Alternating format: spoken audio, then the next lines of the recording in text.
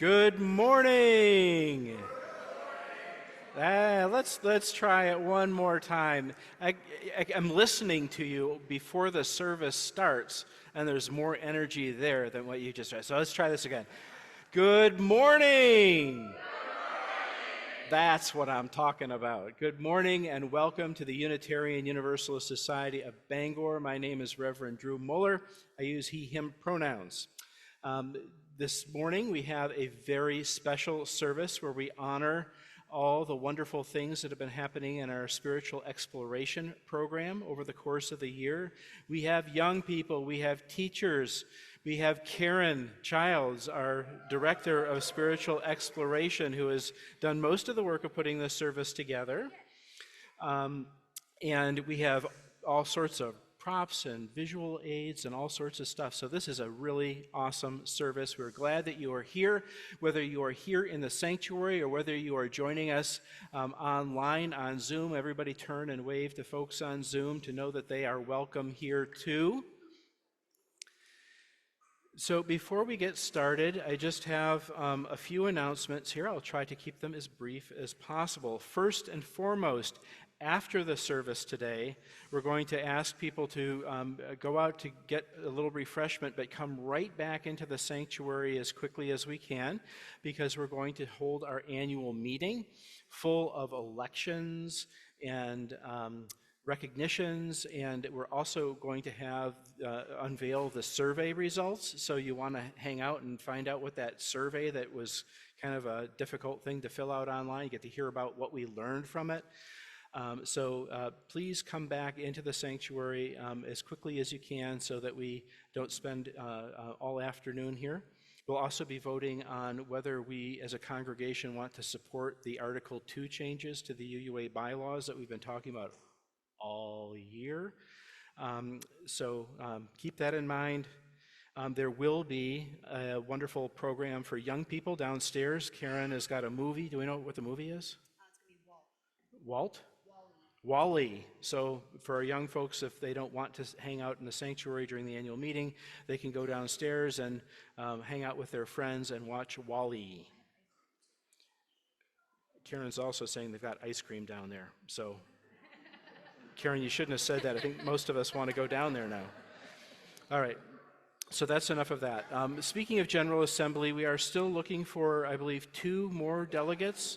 One more delegate to serve for our congregation. So if you're interested in learning a little bit more about what being a delegate entails, it's online, and I would be happy to answer any of your questions. Friday at 4 o'clock at Ann Perkins' house, there's a Croons meeting. And next Sunday, we have the Justice Now meeting that will happen at 11:30 right after our Memorial Day service. And it's a little out of order. Next Saturday, a group of people are going to be getting together at Suzanne Kelly's house at 10 o'clock to make razzle-dazzle jewelry for the Pride Parade. I remember a couple of years ago when we had those to hand out, people really liked hanging out at our booth and getting razzled and dazzled for their Pride outfits. So, I think that is all we have for announcements. Isn't that great? Yay! No more announcements. And do you want to say any words, Karen, before we get started? You got words later? Okay, so with that, I'm going to invite Jack and Molly to bring our introit.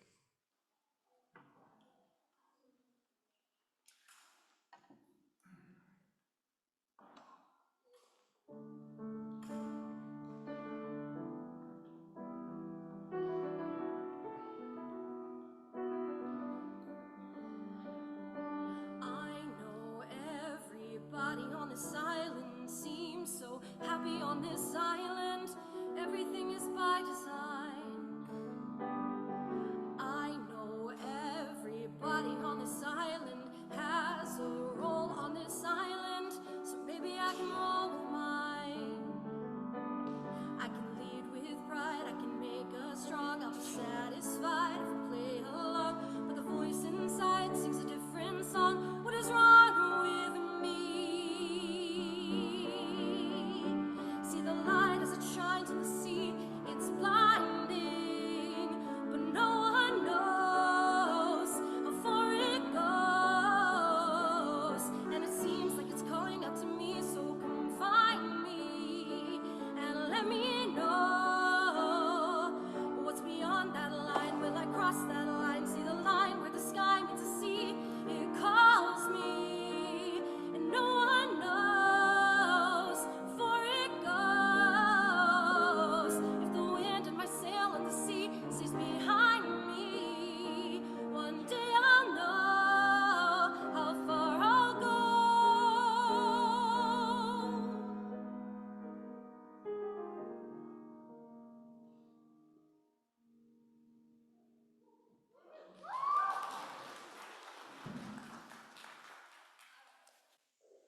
Thank you. That was beautiful. Good morning. I'm Karen Childs. I'm the Director of Spiritual Exploration. Oh, thanks. Go on, go on. I'm just teasing. I wanted to invite our first, second, and third grade class to come up and do our chalice lighting. They are going to be leading us in our chalice. So if you were in first, second, or third grade or a teacher of this class, come on down. Thanks for being brave. I know it's a lot to get up in front of this room, but it's a really cool room. And these are all our friends. I mean, I might have mentioned it. Maybe. It's okay. Dave's going to help here with getting things set up. And we're going to lead everybody in the chalice lighting that you folks do in your classroom. And everybody can follow along. It's really easy. I think actually, did I write the words up? Are they on the screen? Yes. That's helpful. Yeah, we're ready. Anytime you're ready. So let's all say it together. The words are on the screen. We are the...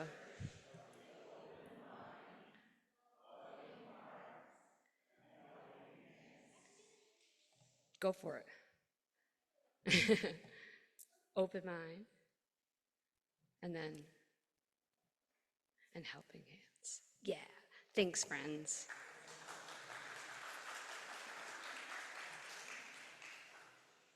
And we are all going to sing together. Am I right? No? Yes? Oh, no, I think I'm supposed to say words first, and then we're going to sing. I'm sorry. I'm trying to read my thing. I'm not very good at leading church. I'm not usually up here, so thanks for bearing with me. Not today. Oh my goodness, I sang yesterday for like 3 hours and I have no voice. Anyway, I am going to share some words with you, and my friend Chuck is going to come up and share some words with you. Yeah, I'm very excited. So I wanted to share a little bit about our program. So our spiritual exploration experience is a family-forward, deep-reaching, full of fun community focused on providing our friends with an opportunity to search for the sacred, seek out the needs of our neighbors, and find love and light in the world around us. And we try really hard to do that physically. So we've spent a lot of time this year doing those things. I have a really neat slideshow that's going to happen in a little while that is pictures from all of the years. So you'll get an opportunity to see all of the different things that our kids have been doing this year. So our youth programming here runs from September through May, and it focuses on supporting our families and offering thoughtful and memorable opportunities for our community to grow together. We have about 3 classes a month. Usually there's a holiday once a month, so we don't have classes during that time. And it connects us with our community. We learn together, we help our neighbors, and we create opportunities for our young people to grow. And it's so neat. We have some graduating seniors here this year who have grown up in our program. We have some of the young adults who have grown up in our program who are back here today to be with us. And it's just so neat to see them grow up and turn into these wonderful young adults. So we do really important things here. It's great. This year we had 28 families with 43 kids. We offered 5 classes covering from nursery and pre-K through 12th grade. And this year we started a elementary Our Whole Lives program, which you're going to be hearing a little bit about a little bit later. And this morning we're going to have each of our groupings sharing something special that they did in their classroom this year. So we have all kinds of things. It's not going to be a typical service. We're going to be doing a little bit of movement. We're going to be singing songs. We're going to be watching videos. It's going to be very fun. So this year, our Spiritual Exploration Action League, which some people call a committee, but I wanted to call it Action League, has been led by our chair, Chuck McKay. And he challenged our community of parents and teachers to actively seek out the spiritual aspects of teaching and working with our children and our youth. And Chuck's going to come up and share a few words with us on some of the things that he's been talking with us this year. Thanks, Chuck.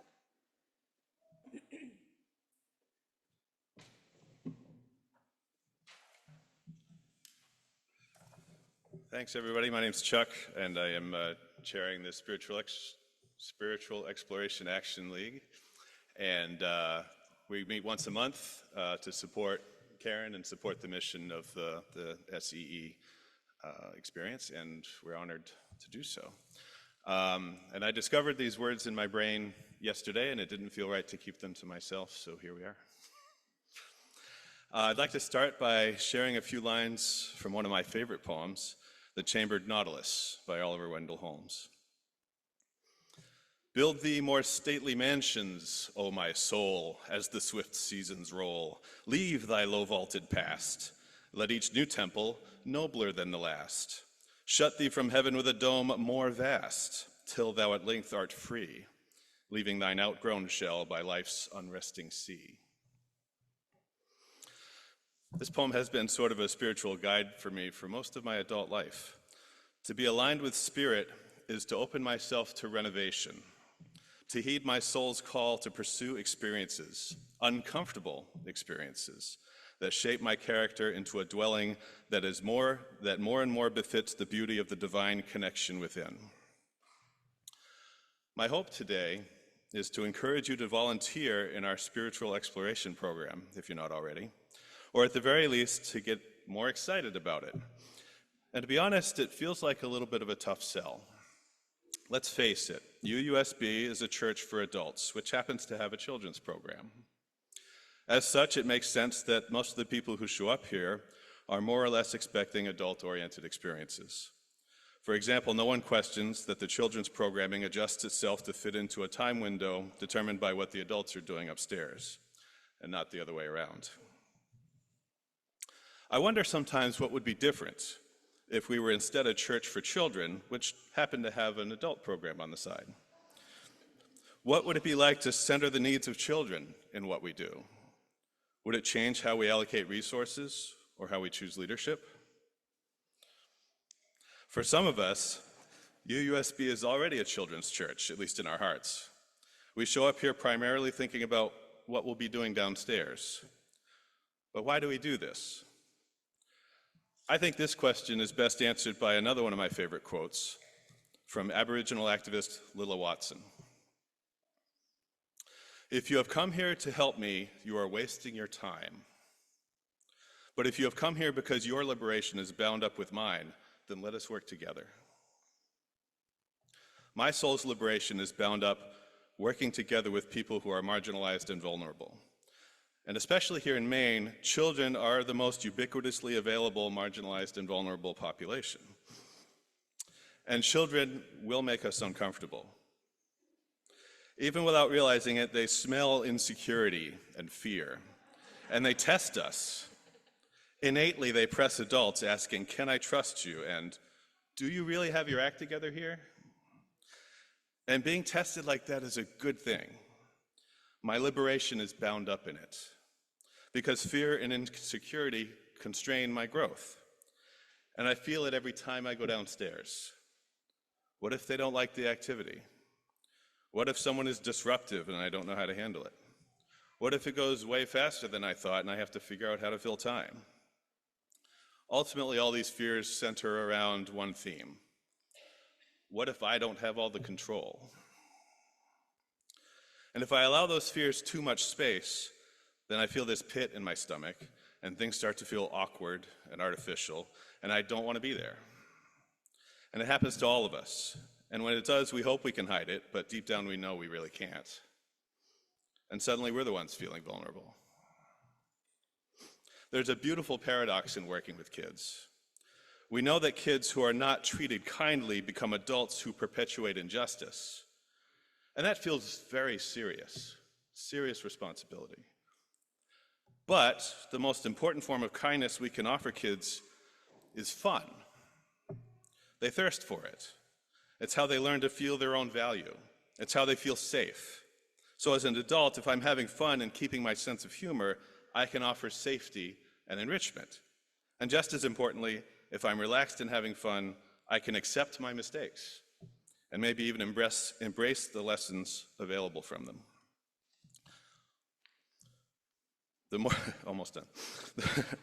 The more I work with young people, the more I realize that the real mistake is not poor planning or reacting too harshly or not being consistent enough with rules and structure. The real mistake is losing touch with spirit, not listening to my intuition, not maintaining that big picture perspective. Because if I can trust the universe and my connection to it, I can relax and I can develop faith. Faith that what I'm doing is making a difference in ways that I'll most likely never see. I can trust myself in what I'm offering, which in turn allows me to trust kids more, to invite their voice and their participation in the process, and give up control. And when you trust kids, they learn to trust themselves. And in case you don't already know this, there's nothing more beautiful than the sight of a human being learning to trust themselves. But there I go being serious. These are lofty ideals, but let's not make it too grandiose. It's only Sunday school after all. I invite you to come downstairs and hang out with us sometimes. We're just playing games and doing crafts and talking about life. It's pretty chill, really. I think you'd like it. Thank you for listening.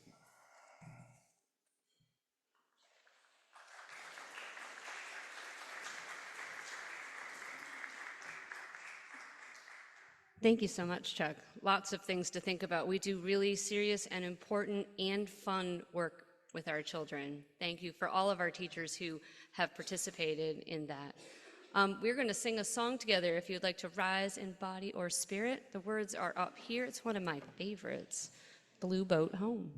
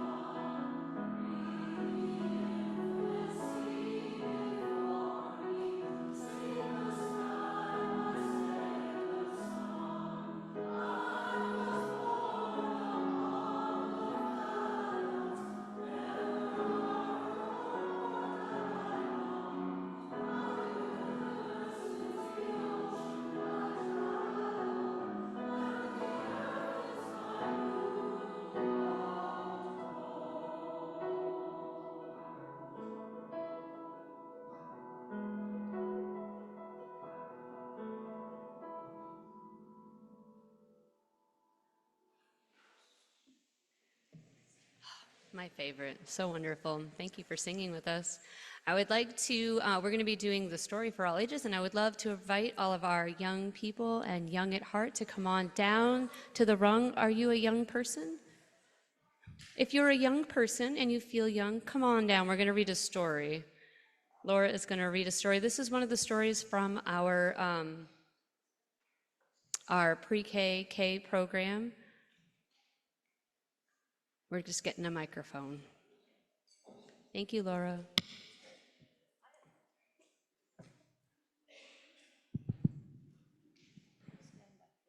Okay.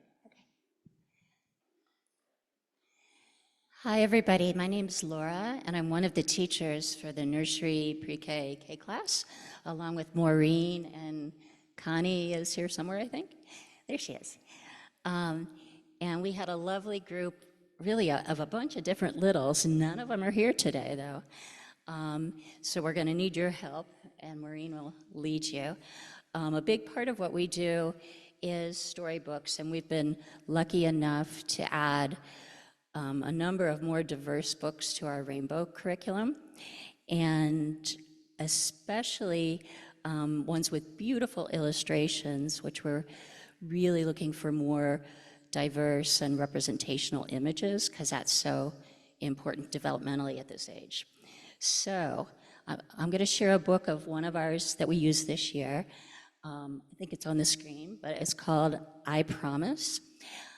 It's by somebody named LeBron James. Does anybody know who that is? He is a basketball player. He's a really good basketball player. But he's near and dear to my heart because he was born in Akron, Ohio, which is where I was born. And he grew up in some pretty difficult circumstances. And so when he became a famous basketball player, one of the things he did was he made a lot of commitments to Akron, Ohio, including he built a school called the I Promise School. And he included lots of other things to help families, like for their parents, but he made a promise to those kids that if they finished high school, he would pay for them to go to college. And so this is just a book with a little bit of ideas about I Promise. And a lot of times with the littles, we need to keep them busy. So we do something during the book. And we tend to look for a word or listen for a word. And in this word, the book, the word is promise. And Maureen's going to show you, when you hear the word promise, to try to remember to make the American Sign Language sign for promise, which is to put your finger in front of your mouth, facing out, and then to touch your hand, which I can't do, your fist with the other hand, like that. So let's see if people can hear the word promise. The book begins with the title, I Promise. Thank you, Cameron.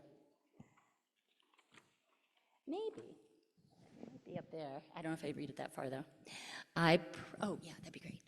I promise to work hard and do what's right, to be a leader in the game of life.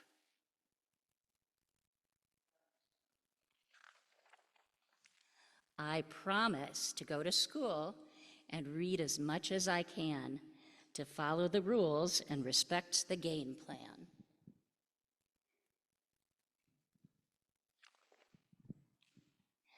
I promise to run full court and show up each time, to get right back up and let my magic shine.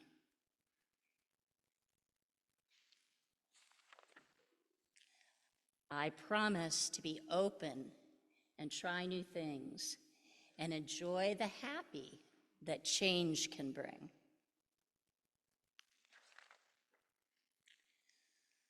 I promise to wear a big smile and use kindness when I speak, to remain strong yet humble with every win and defeat.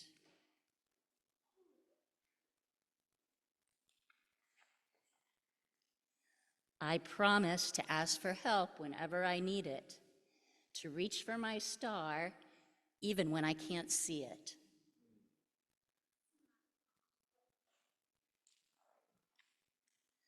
I promise to ask questions and find answers, to believe in next time and second chances.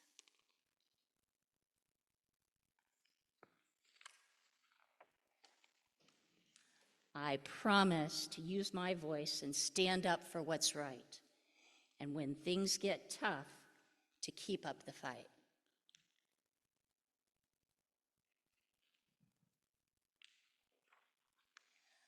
I promise to stand tall, rise up, and give it all I've got, to throw the alley-oop and uplift others on the spot.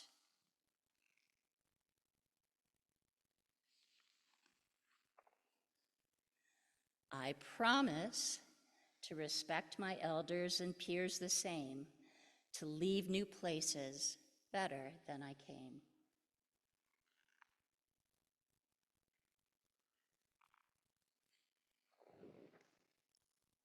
I promise to stay true, keep my head up and never give up no matter what. I promise to dream big and love bigger, to be a team player and a winner.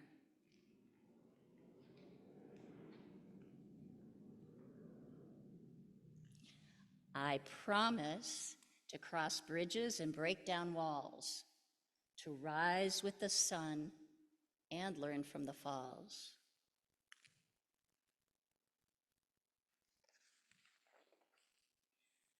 I promise to be courageous, to be free, to strive for greatness.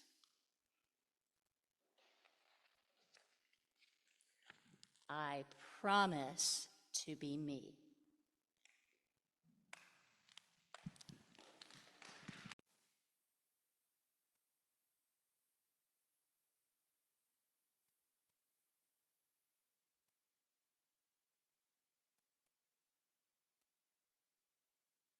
Our young people can go ahead and head back to their seats. Oh, wait, hold on, hold on. Oh, I feel like the book was trying to say that through the turns, bumps, and all the stuff above, you can get through as long as you promise to try, be kind, and do your job. Break down walls that you just don't feel like you can't get through. Break down those walls. Thank you, Cameron. That was great. Peace out. I wanted to thank very much our three teachers for our pre-K program. I have a little thing I want to hand you.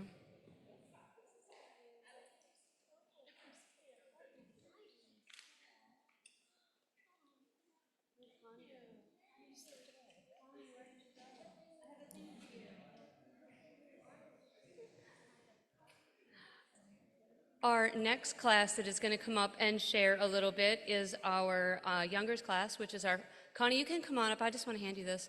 Is our first, second, and third grade class. So if I can have our teachers and kids from that group come on up.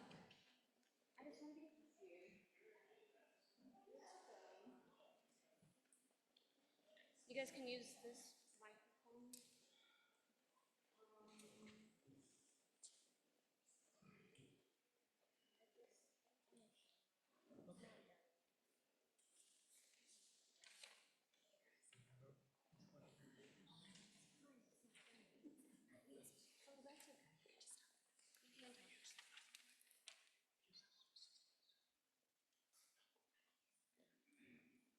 Does somebody want to say something about our class? I think we have to put this down. It will hear you. It's a room. It can hear you. It can hear me. So I'm Dave. I'm one of the teachers for the 1, 2, 3 grade, and we've had a great year. We generally just work on becoming a better community, which I think is a good goal to have. And after our students talk to you, we're going to do some things. We like to keep a little active in our room, so we're going to do some asanas, which are yoga stances with everybody in the room if people want to. So, but I picked the book Sparkle Boy.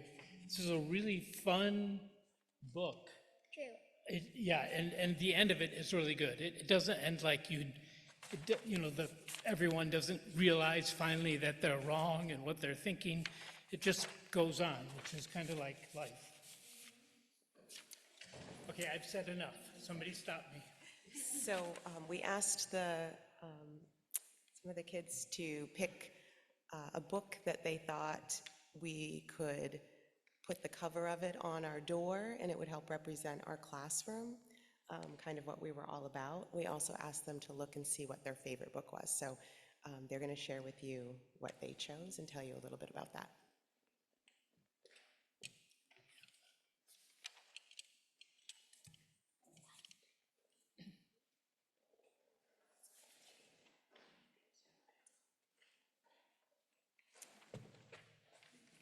Do you want to go a little shy? Evie, do you want to go first? So I picked a family is a family, and because our classroom is kind of like a family, and that's all I could think of. And that's enough, right? That's great. It's important. Rosie, do you want help? I picked the name jar.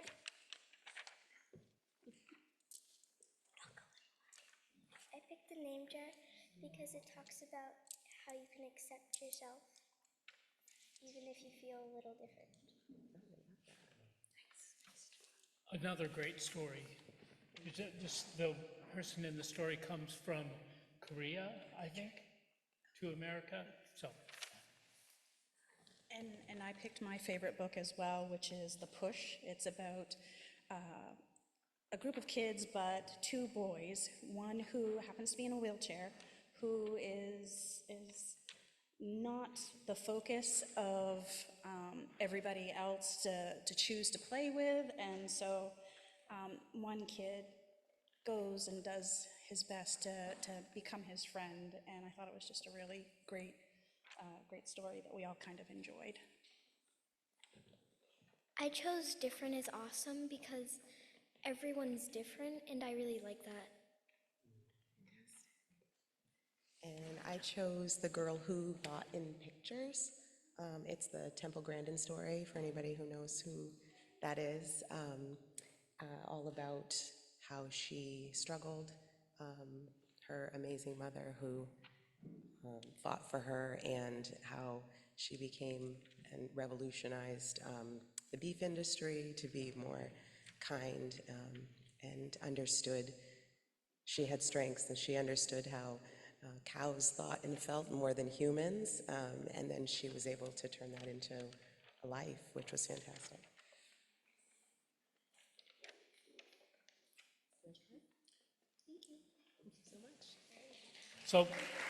so we're almost done. We'll start out with a tree asana, which you can all stand up.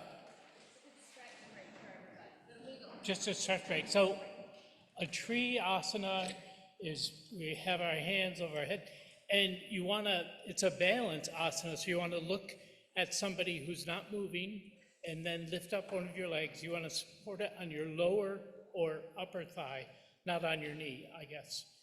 And if you can't do that, you can just put your foot on a tippy toe. Yeah. And then we go to the other side of the mountain and we're a tree on the other side. Usually we start out with our strong foot and we end up on our weak foot. And then we have, this is a chance for our kids to get creative too. Tripp, who used to be in my class, or in first through third grade class, he had a Tyrannosaurus Rex asana, so you gotta make your arms really short and your legs really heavy. Go, "Roar." I don't hear it.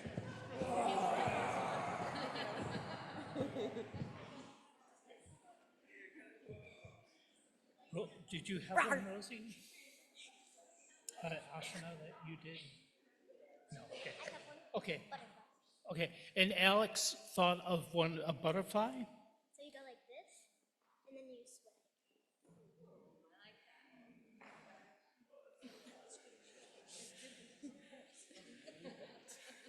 Flap, flap, flap. Very good. Well, I'm glad we're getting this all on camera, so. Thank you.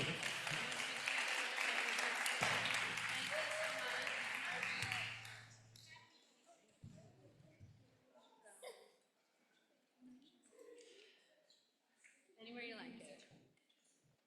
I should have said before, our first, second, and third graders are doing a storybook curriculum that is called In Your Shoes. And it's, yes, first, second, and third grade. Yeah, you're included. And it's a group of stories all about putting yourself in other people's shoes. I should have said that at the beginning. You guys can go ahead and have a seat. Thank you for coming up and helping. I so appreciate you. Our next crew to come up is our 4th, 5th, and 6th graders. We have Chuck McKay and Danielle Dioria and Jessica Bloom. I think Chuck is here today, yes? And we're going to be, I'm going to let Chuck explain. Go for it. Here are my 46th graders. Yeah, 4th, 5th, and 6th grade. Good crew today. This is going to work. Sixth graders in here? Got one. Hi, I'm back. It was Danielle and Jess couldn't be here today, but they were awesome to work with, and it was awesome to look forward to seeing this crew and portions of this crew on Sundays. Typically, our class would start by watching a Pixar short, and then we'd have a little discussion and some sharing about what that brought up for us, and then we'd do a fun activity. So today we're going to watch a Pixar short. The kids who were in class last week chose this one from all the ones we watched for the year. It's the one they wanted to share with you all. And then we're going to do something fun. So, here.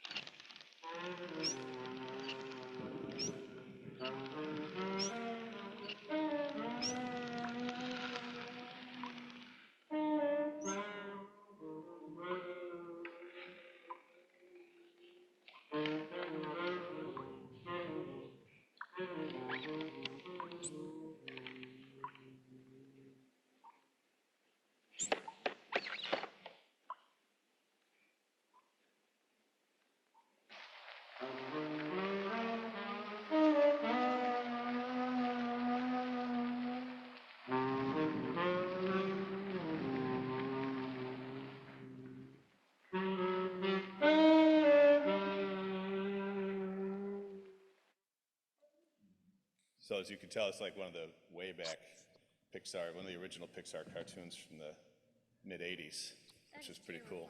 I didn't know it went back that far. One of the cool things that you probably noticed when you watched it before, and that you all noticed, is that there's no what in this film? Right, no dialogue, no speaking. But we can tell how the characters are feeling, right? So this led us into, or this leads us today into a game that we played at another lesson this year called Empathy Charades. And it's about, well, you'll see. But we need a couple of adult volunteers. I want you all to play Empathy Charades, and then we're going to recruit a couple of adults to join us for Empathy Charades. Do you want to pick a volunteer? Who's got their hand up out there? Oh, look at all the eager volunteers. There's one. Anybody else? Okay, come on over. So we have a box of emotions and a box of animals. All right, and you're going to take turns, each choosing one, and you're not going to speak, but we're all going to guess what animal you are and what emotion you're feeling. Right? Okay, who wants to go first? All right, there's your emotion, pick one, and there's your animal. No peeking. Okay, and then you can step in the middle, and we're going to see what you can do. Okay, where do I put these down? I got them.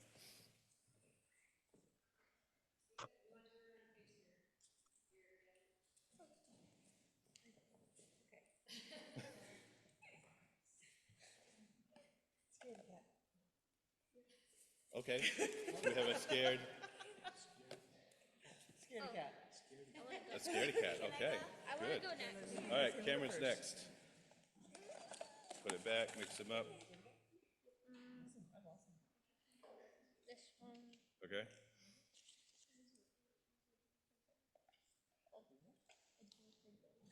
Okay. Let's see it. Make it big, make it across the whole room.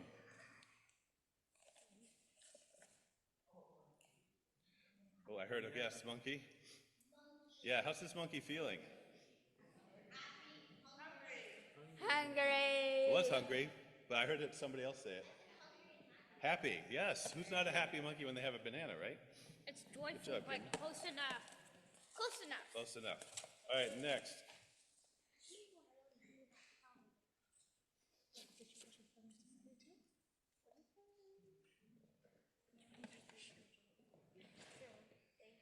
You got it? Okay. I don't know how to do this. Some of them are tricky, aren't they? I don't know how to act like this. Want some help? Yes. In case. You want me to do it with you? Oh, that's a tough one. All right. So, we did it like this probably, right? And then probably we gotta be. Okay.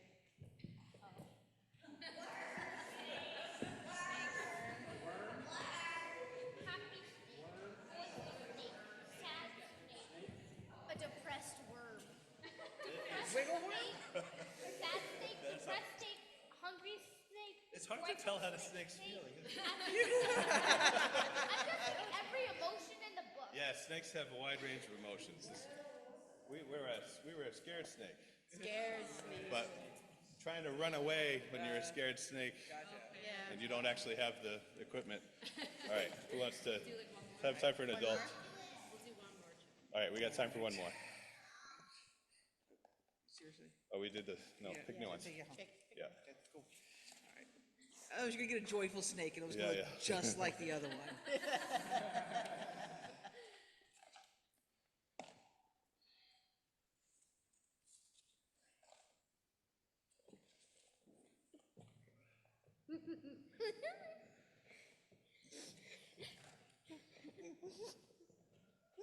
Sad monkey, sad monkey. Sad- I love you. I love you so much. Well, let's play that all day, but we're out of time. Thanks, everybody.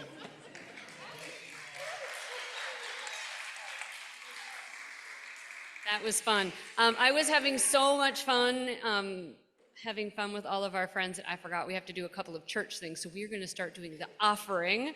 So I just skipped one. So if I could have the people who are coming to do the offering Somebody help me out. How does the offering work? Thank you.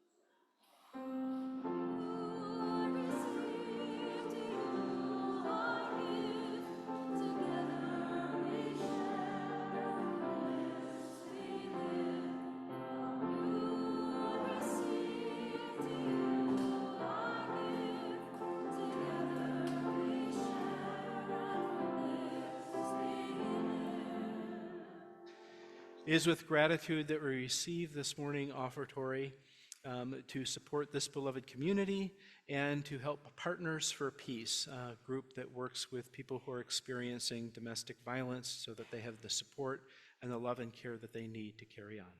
Blessed be. Amen.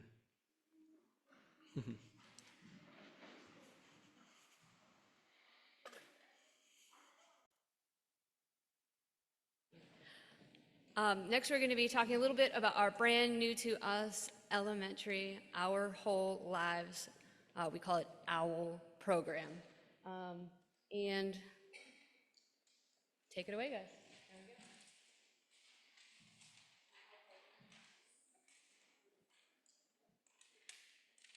Hi, I'm Christine Sprague, she, her pronouns. This year was our first ever elementary OWL program, and it was a lot of fun. We did K through second grade, and it's primarily focused on identity, you know, learning about different people and the fact that we're all different. And our families, these are the families our students drew, ranging from who people think their siblings will get married to my family of monster trucks. And part of learning about our own identity is knowing our own community, knowing where we come from, what makes a family, and sort of building the foundation for a healthy life of relationships forever. Next year, we're looking forward to hopefully running both the elementary grades 4 to 6 OWL program and the junior high OWL program. And hopefully I will see all of the appropriately aged children there next year in both. And to finish off our little OWL program, we do a graduation where you get a certificate and some other stuff. And one of our little graduates was not there when we did our graduation, and we would love to invite Cora up to get her graduation stuff.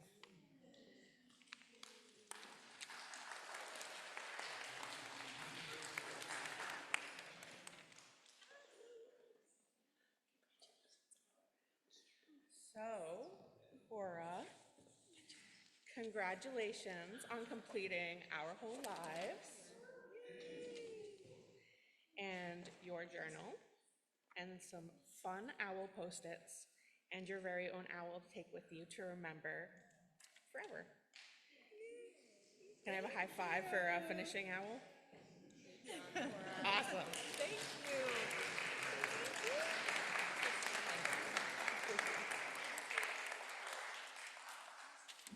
Thank you all, and we hope to see more of Our Whole Lives in the future.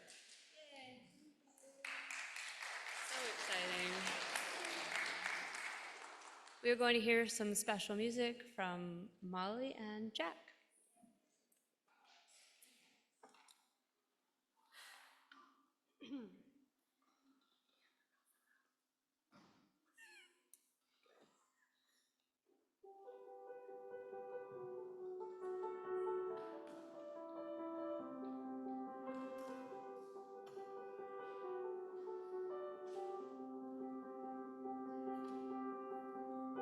I close my eyes and I can see a world that's waiting up for me that I call my own.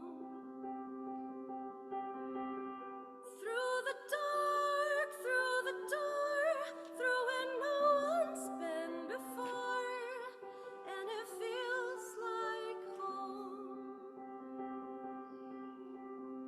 They can say it all sounds crazy. They can say I've lost my mind. I don't care, so call me crazy. We can live in a world that we design. 'Cause every night I lie in bed, the brightest colors fill my head. A million dreams are keeping me awake. I think of what the world could be, a vision of the one I see. A million dreams is all it's gonna take. Oh, a million dreams for the world we're gonna make.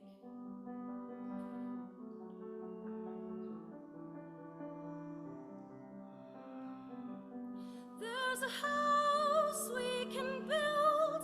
Every room inside is filled with things from far away. Special things I compile, each one there to make you smile on a rainy day. They can say it all sounds crazy. They can say we've lost our minds. I don't care if they call us crazy. Run away to a world that we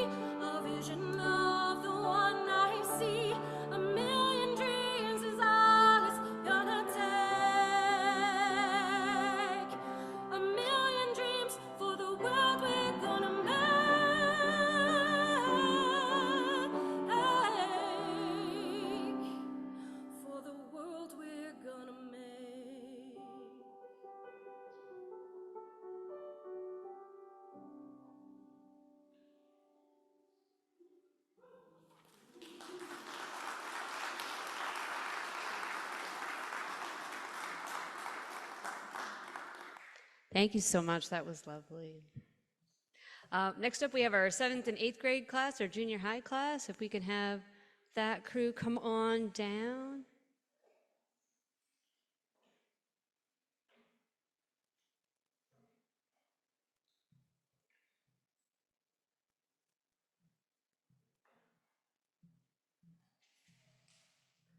Buddy. My name's Erin, and this is Francis, and we had another teacher, Jim, who couldn't be here today, that we led the 7th and 8th grade class in a curriculum called Dope God. You can kind of see, I bet these characters are probably familiar to all of you. It was a curriculum based on The Simpsons. And after The Simpsons being around for, I think, 32 seasons, they've kind of covered it all. And they've actually touched a lot upon different religions. The first half of the curriculum year, we watched episodes that kind of just talked about different religions in the world and kind of just took a little aspect of each one. We watched some, we explored Krusty the Clown's Jewish heritage, kind of the Christian church that the Simpsons attend. There was one episode that dealt with a native culture that Homer was chosen to be a missionary and go and spread the word of God. So all kind of interesting things. And then the second half of the year, we actually watched episodes based on different sorts of sort of like social justice type ideas, vegetarianism, just all different kind of like social aspects of our world, and just kind of took these episodes and picked them apart a little more than you normally would with just kind of fun watching Simpsons. So I think it was well received by the kids in our class. So anyway.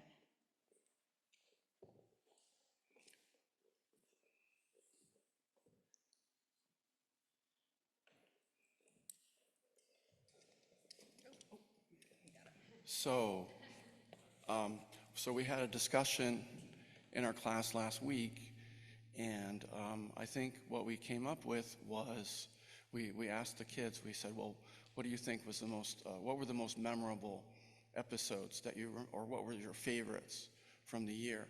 And so the most memorable episode, just for one example, was called "Two Cars in Every Garage and Three Eyes on Every Fish."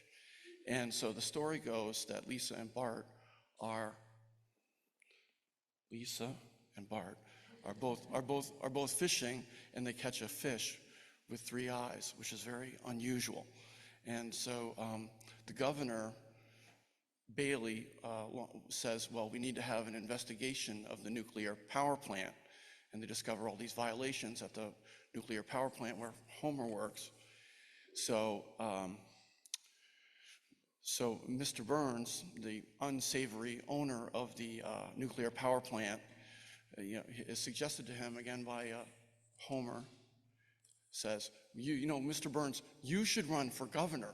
Then you can change the rules and there won't be any violations, right? You won't have to pay for $56 million in repairs to address the violations at the nuclear plant, right? And Mr. Burns says, that's a great idea. I'll run for governor. So he runs for governor. The election is tied, though, and so as a strategy, it's suggested to Mr. Burns. He says, "Well, you know what?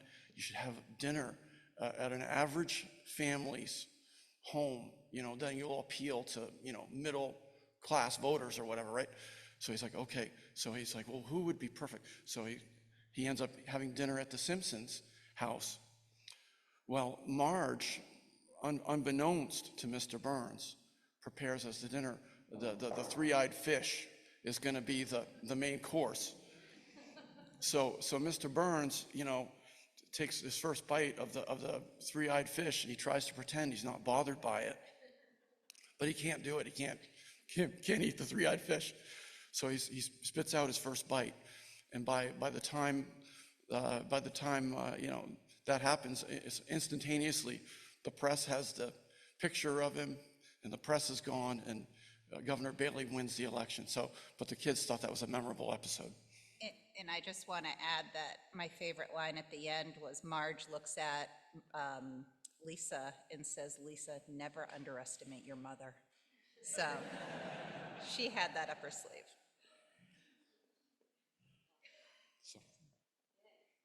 Okay, awesome. Thank you, friends.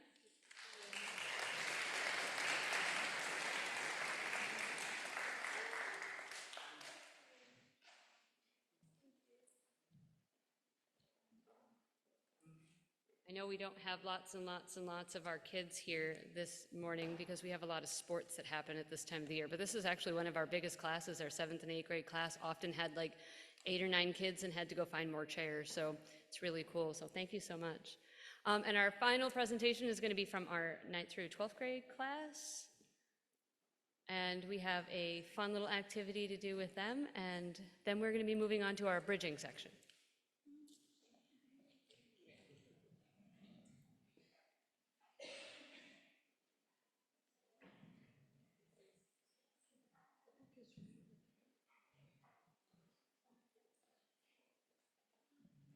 Hi, I'm Lori Cartier. Somehow I got in charge of this. I have a tendency to do that. So we have had just a really great year of going into the 5th dimension of the Twilight Zone. And Chuck kind of started the whole thing with a plug for people to come and be teachers. Well, when I knew that it was the Twilight Zone, I mean, that's my era. That's my stuff. I grew up with it. I own the unabridged set.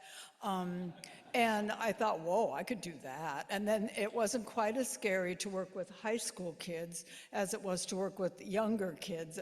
It's been a long time since I've done anything like that. So I thought, well, I could do that. And then I was trying hard not to be in the pulpit every week for worship. And so I thought, well, that would give me a reason why I can't be in the pulpit this week. So I decided at least once a month that I would do working with the high school kids and being downstairs. And it's been a really rewarding experience for me. And I just encourage any of you, if you were up here and you went, whoa, I like The Simpsons, or whoa, maybe the curriculum next year would fit for me, just consider doing it once a month. It doesn't have to be an every week commitment. So consider that and talk to Karen, wherever Karen went. Right there, talk to Karen. So I just wanted to put the plug in because I'm, don't have any kids, obviously, in RE. So anyway, the 5th dimension, we had a great, interesting year. It's absolutely incredible to me how the episodes, even though they were done in like early 60s, are so pertinent today, that the topics and the issues that they bring up really bring up conversation about what's happening in the world today. So we would like to show you a little bit about what we do in class, and Lily is going to read a synopsis of one of the episodes, and then we're going to do a exercise where there's some questions that are asked, and there's an agree, disagree. And so you can stand all the way over to agree, or you can stand all the way over to disagree, or be somewhere in the middle. And they've been very good conversation starters. So we'll do that for you fairly quickly. I'll invite Lily up to read that.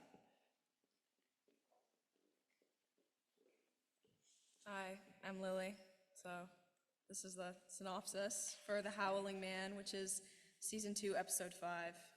Told in a flashback, David Ellington, an American on a walking trip through post-World War I Europe, becomes lost in a storm and seeks shelter in a nearby castle. The monks living in the castle, the Brotherhood of Truth, tell him to leave, but he collapses shivering. Upon waking, he hears a disturbing howl and goes to investigate. He finds a bedraggled man in a cell who claims to be a prisoner of the monks.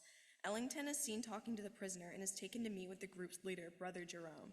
Brother Jerome explains that the prisoner is not a man, but the devil himself. He has been locked up in the room, barred from leaving by the Staff of Truth, since shortly after World War I. By locking him up, the world has known 5 years of relative peace. Ellington is convinced that Jerome is insane. Fearing for his safety, he pretends to believe the story. Jerome is not fooled, though, and assigns another brother to watch over Ellington. Ellington waits until his guard falls asleep and leaves the cell, going to the cell of the imprisoned man. Seeing that the staff holding the prisoner's door shut is easily in reach of the man, Ellington questions why he hasn't simply removed it himself. At the man's urging, he removes the staff and releases the prisoner, who begins to change into the devil right before Ellington's eyes. Jerome sadly explains to Ellington that the inability to recognize the devil has always been man's greatest weakness. The flashback ends with Ellington explaining to a hotel maid that he has spent the years since then hunting for the devil to atone for his mistake. Through World War II, the Korean War, and the development of nuclear weapons, he has hunted the devil. He has finally captured him and has him locked in a closet, barred by a small staff, similarly shaped to Brother Jerome's. He warns the maid not to remove the staff under any circumstances, as he leaves to prepare for the devil's return, Brother Jerome's safekeeping. Ellington leaves, and the maid hears a disturbing howl from behind the closet door. In her curiosity and disbelief of Ellington's story, she removes the staff of truth.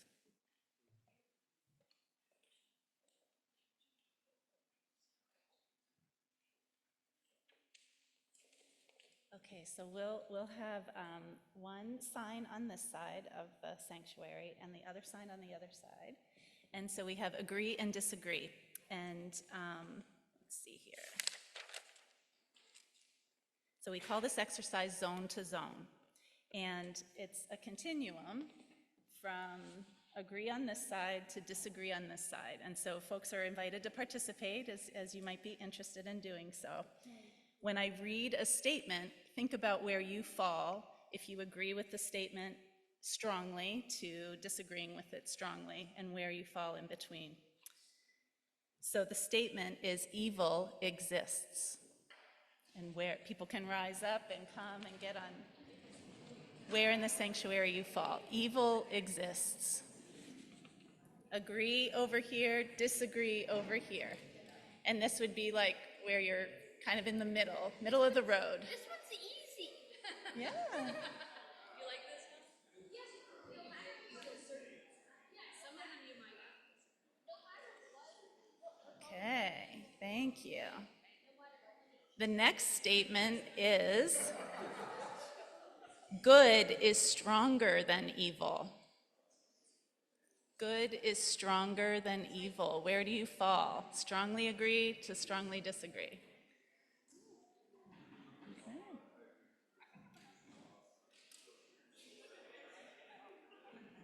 So you can tell, pretty thought-provoking, right? Pretty strong statements to think through.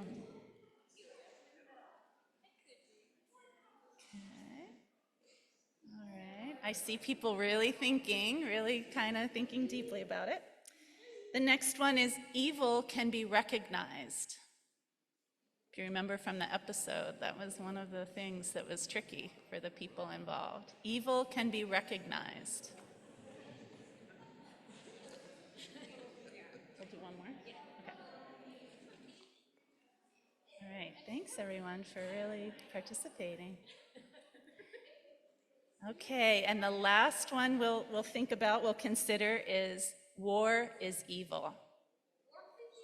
War is evil. From agree to disagree. Wow, B, you're by yourself over there a lot. Yeah, I know. There's been a lot of agreeing, not a lot of disagreeing.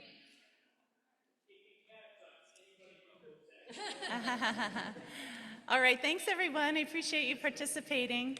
And I would just add one last thing. I just want to thank the other teachers in our group. That's another thing I just want to add. Laurie's plug to teach is that we team teach. So as you can see, two of us are here, but also Tom Grogan and Ben Goff taught with us. So if you feel like, oh, I'd like to teach, but I can't teach every weekend, that's a part of what makes this doable. And we also had a lot of folks who substituted, like Bridget and Desiree, Michelle and Christine. So we really had a lot of help to be able to do it. So if you can't make a commitment every weekend, don't let that discourage you if you want to teach.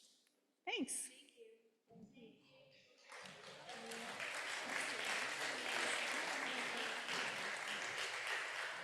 Thank you so much. I did also want to recognize Michelle Webb has done so much for our program, helping us substitute, like, where can I be this week? And I really appreciate it, so thank you.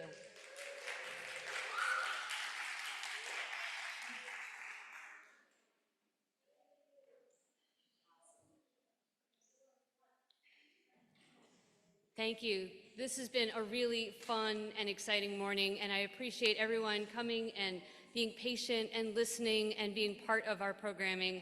We do so many things, and it is so wonderful. Feel like I have a slideshow, and then we're going to shift into our bridging. So if that could come up, that would be delightful. Everybody take a deep breath. Enjoy the show.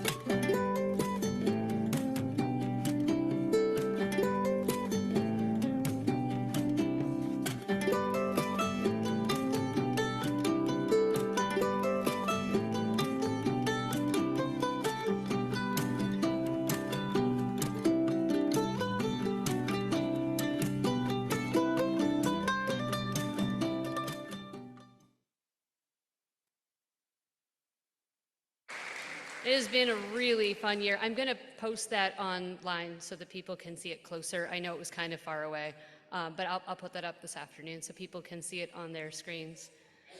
Okay, take a deep breath.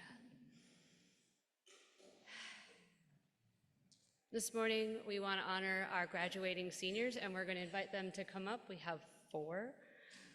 We have Gio Sokolow and Emma Westrich and Noah Speed and Jack DeRozier. Come on up here, please. They each had a little something that they wanted to just share, and I'm going to just allow them to come up one at a time and say a thing.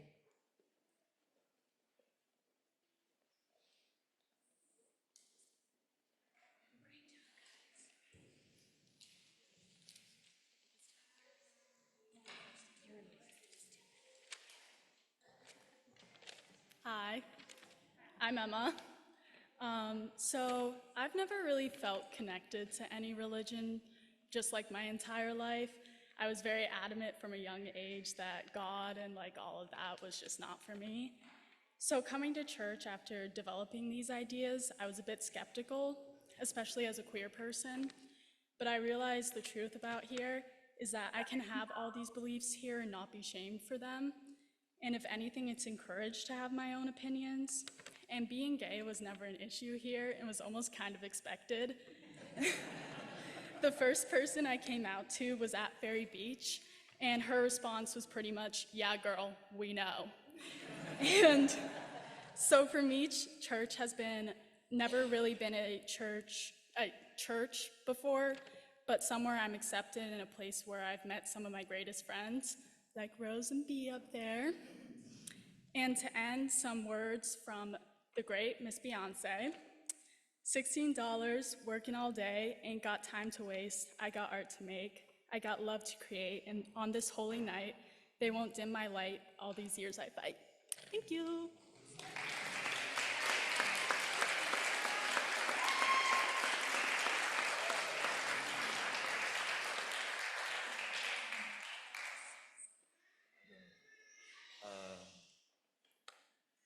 I'm not a regular here, but every time I come here, I enjoy being here. You're all so warm and welcoming, and it's always a great experience.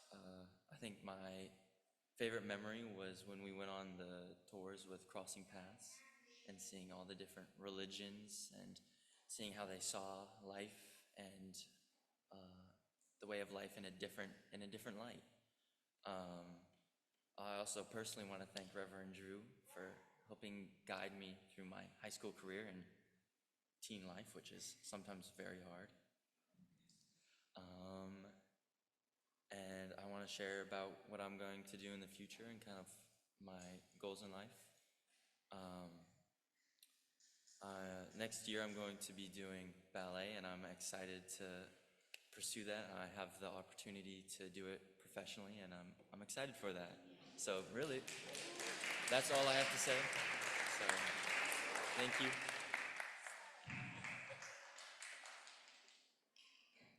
Hi, I'm probably a familiar face around here. My name's Jack. I just have a couple words.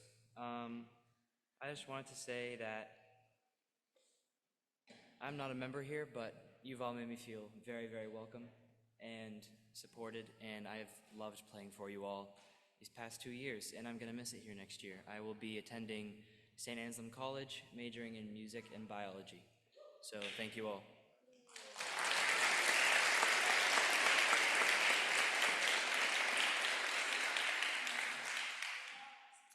Hi there. My name is Gio Socolo, and I've been coming to this church since I was a baby.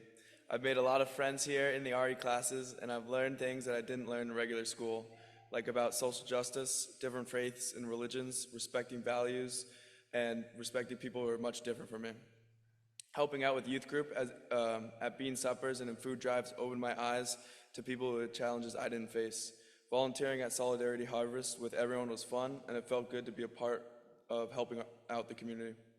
I started going to Ferry Beach when I was about 3, and some of my best childhood memories are from there. Swimming in the ocean, meeting new friends, the dining hall and ice cream store, volleyball in Newcomb, and playing magic on the porch with my friends. I'm grateful to UUSB for funding me and all the kids to attend Ferry Beach. I would look forward to going back there every year. I also have some great memories of many summers fishing at Sue and Patty's camp. This fall, I'm going to Villanova University. The school motto is Veritas, Unitas, Caritas, truth, unity, and love. UUSB and my parents have prepared me well to live out that motto as I head into the future. For that, I am very grateful. Thank you, UUSB, and thanks, Mom and Dad, for everything.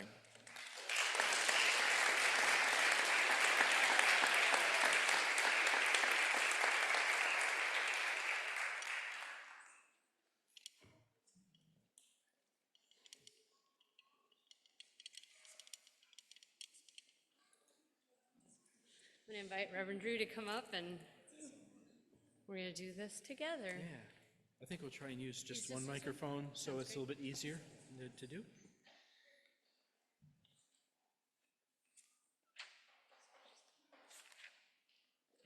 Oh. It always helps to log in. The bridging ceremony celebrates the transition of our youth from their high school experience into young adulthood. It is a time of tremendous change, a time of stress for our youth. It is also a time when our youth will enter into adulthood and move on to other endeavors, as we've heard from their little profiles.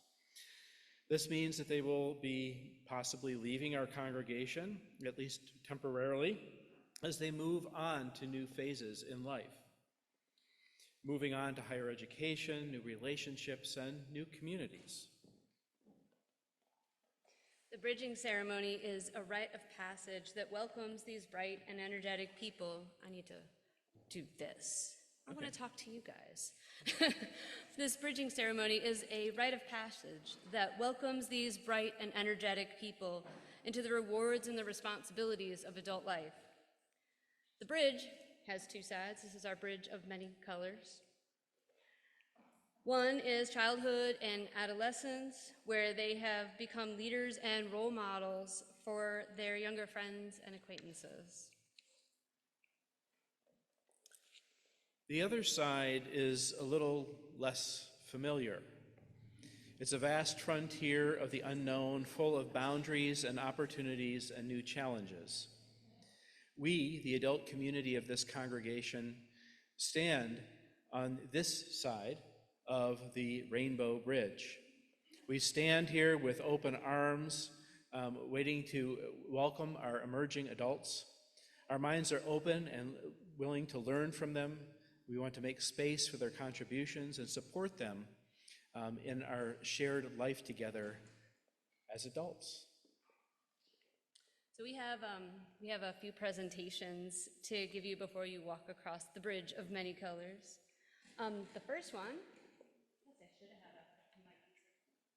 I'll make it work. The first one are some roses. The rose represents beauty and love, and we hope it will blossom and unfurl for each of these young people.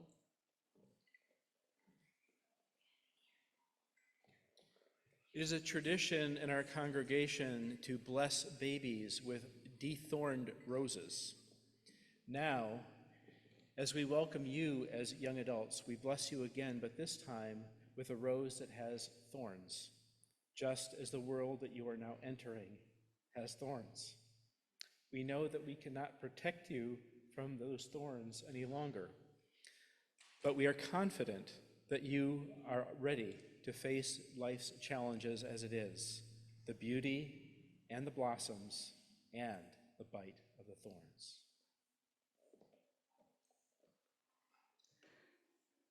The next gift we have two different chalices. One of them is to have on your desk, and one of them is to wear around your neck.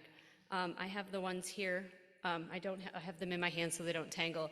But these, I made these, and they're from the copper from the roof of this church. And they have chalices on them. So.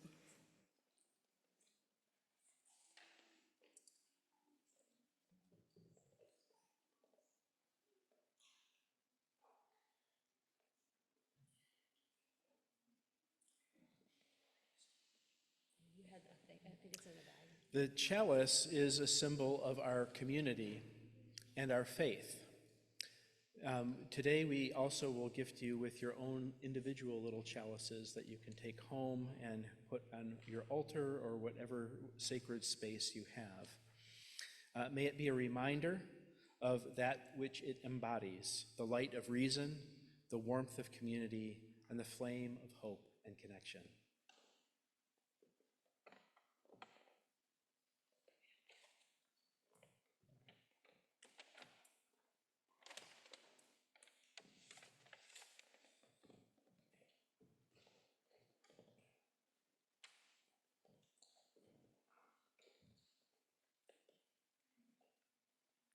Next, we're going to have Kathy Elliott come forward. Kathy Elliott is from the Shawl Ministry, and she's come here to share some words with you as we present you with your very own shawls that the members of the Shawl Ministry have created for you. Come on up, friend. So I have some assistants who are going to actually put the shawls on our young people. So any of you who don't know about Shawl Ministry, we've been doing it for almost 20 years in this congregation. And so we have knitters and crocheters who create shawls, and then we present them to people in happy times, in sad times, as a way of saying to that person and to each of our young people, you're part of this congregation, and I always get choked up, and we are wrapping our arms around you. So wherever you go, you will have this congregation holding you. So when we present a shawl, we have a blessing or a prayer that we do for that shawl, for that particular situation. And this is the one we use for you. It's called Blessing for a Time of Transition. And the Vincent who is referred to is, of course, Vincent van Gogh. Before squeezing tubes of pigment onto canvas, Vincent braided yarns to see the effect of complementary colors laid side by side.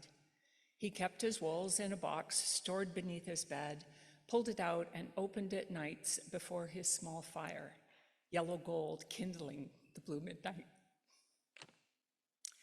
During this time of transition, of change, May your eyes glory in the shades of your shawls. May your shoulders be warmed by it. May you be encouraged to pull out the box you have laid away, open it, and choose the colors of your dreams. May you envision new patterns as you finger the threads of your life, their stubble and their sheen. May you rest settled into the master artist's weave, for underneath are the everlasting arms. Blessed be.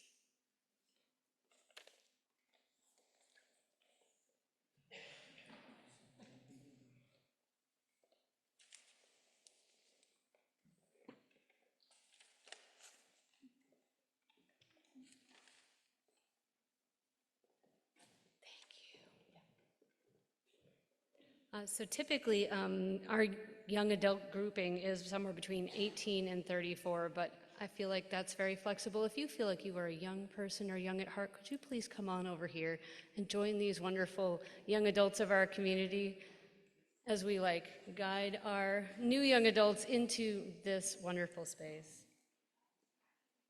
So if you guys want to step up here.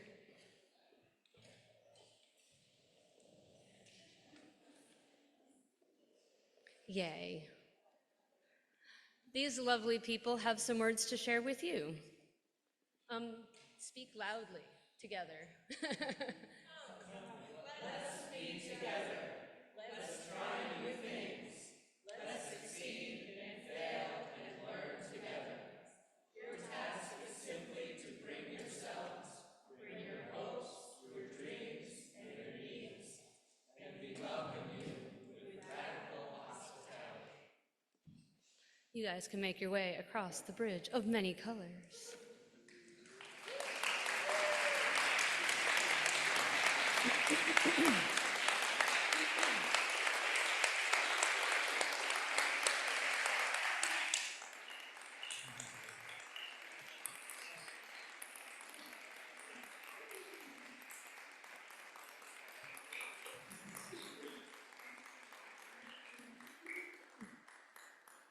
So proud of all of you.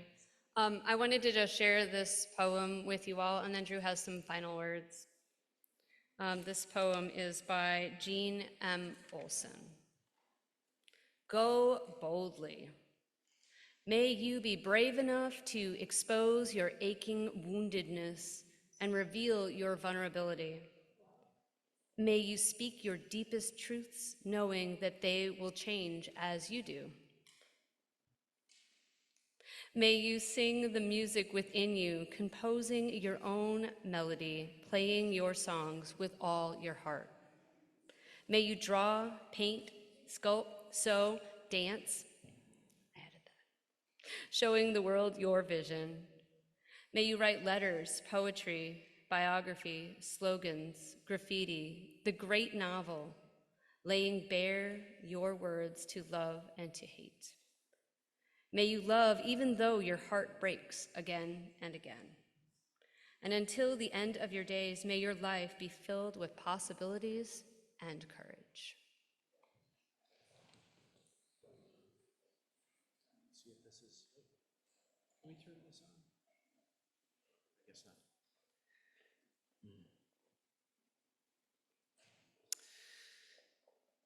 So,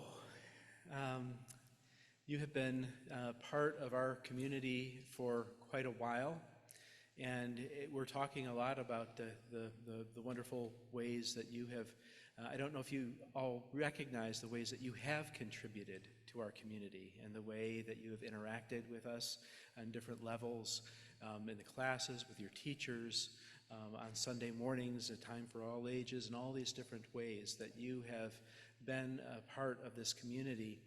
And I really want you to remember, wherever you go, whatever you do, we are here for you. We are grateful for the gifts that you have shared, and that this will always be your community. You are always welcome here. Can I get an amen? Yeah.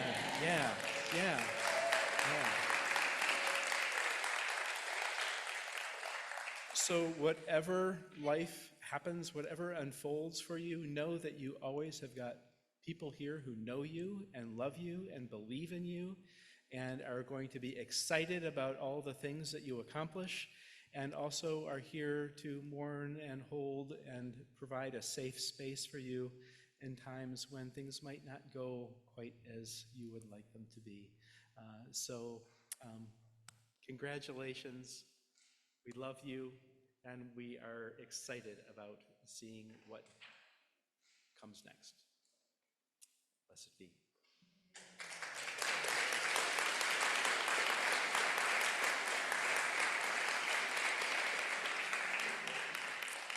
And so I think if you want to sit down now, you can do that. But Chuck wants to come up and just say a few words before our closing song.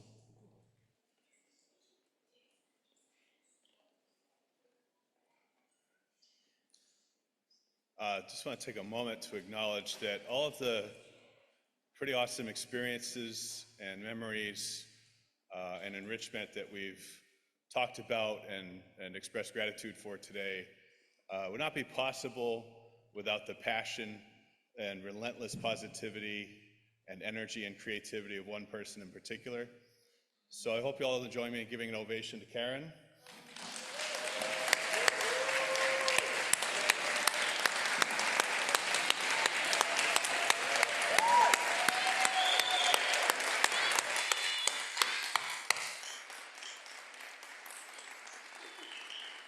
Karen is, in my opinion, and I'm not the only one that feels this way, Karen is part of the heartbeat of this church. She's underappreciated and undercompensated, and we're lucky to have her.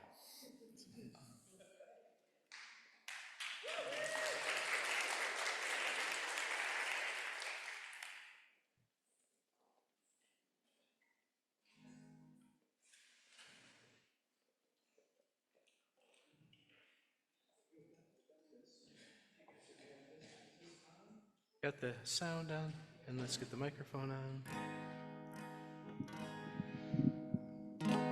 Maybe a little bit higher. A little bit up, higher. There we go. So I'm going to invite you to sing along as you can. The rhythm is a little weird sometimes in the song, but so you can just chime in on the chorus on the last line there.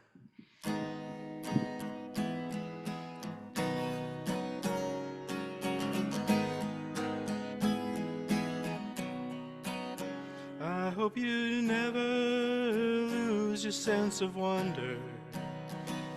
Get your fill to eat, but always keep that hunger. May you never take a single breath for granted.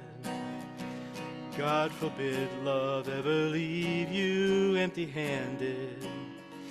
I hope you still feel small when you stand beside the ocean.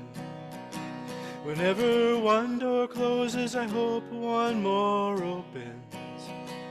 Promise me that you'll give faith a fighting chance. And when you get the choice to sit it out or dance, I hope you dance.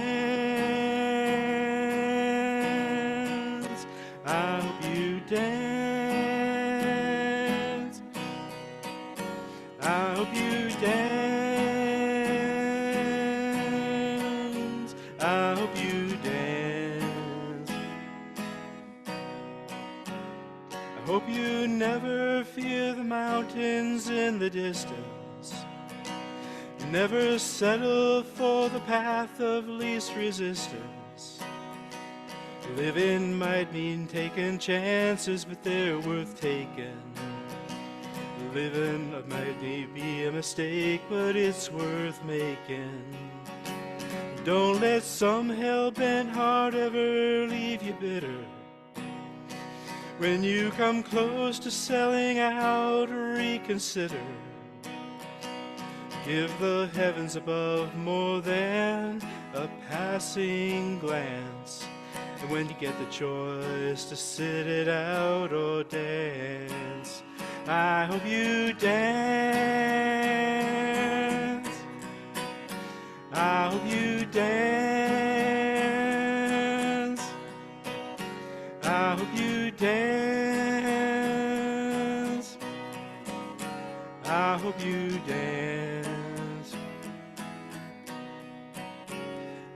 hope you still feel small when you stand beside the ocean.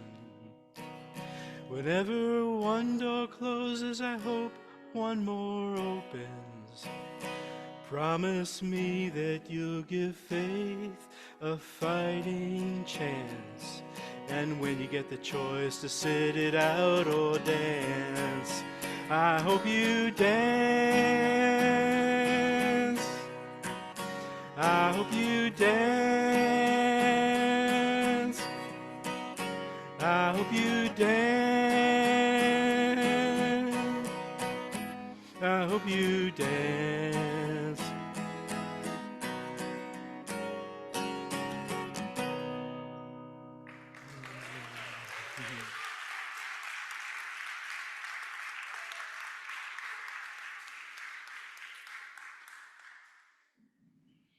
Okay.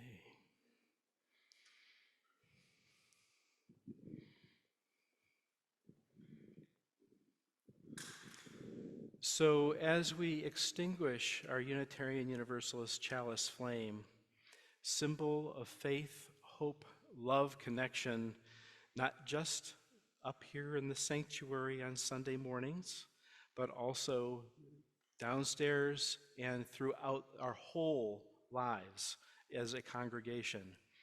Let us be reminded that our service right now of worship is coming to an end, but our service to each other has just begun. Blessed be. Amen. You just happen to be in the right spot at the right time. I now invite you all to rise in body or in spirit to sing our closing benediction.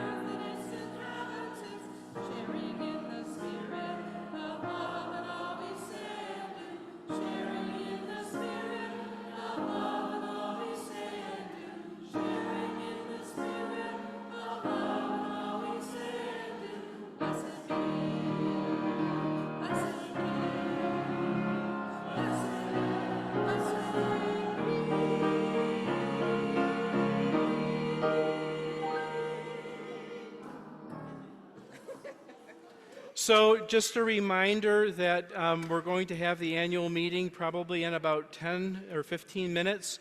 So take care of your bodies, a bio break, some refreshments, and come back in here as soon as you are able. Thank you.